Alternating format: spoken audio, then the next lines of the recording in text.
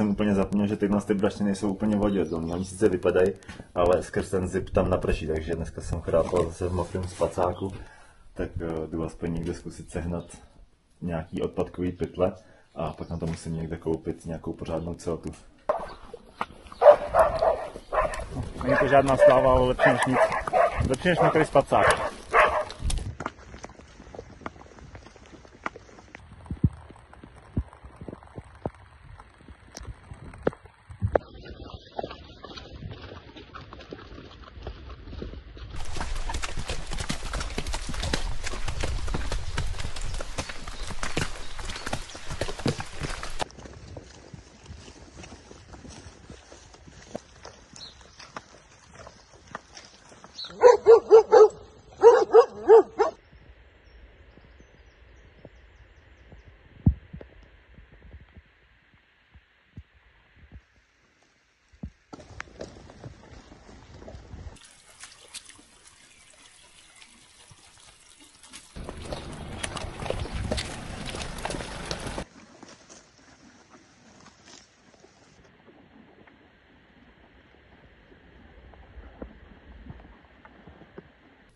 Tak jsem si dneska vzal pláštěnku. Hej, a dobrý, normálně, člověk pak není vůbec mokrý. To je super.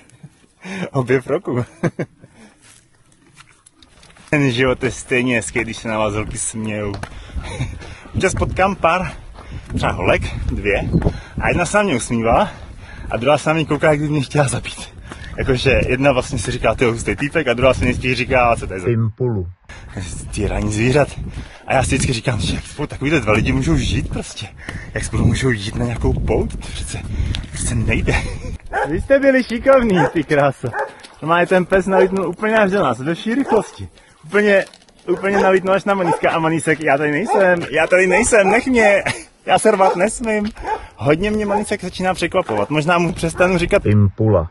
a začnu mu říkat třeba pane pes nebo něco takového.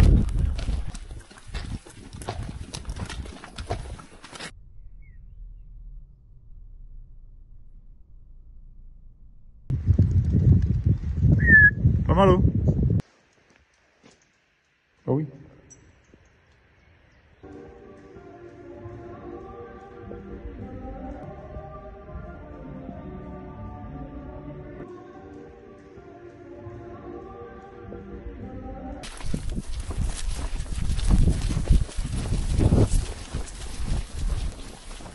Jo. Co pak takovej praporek? To je strašák, člověče.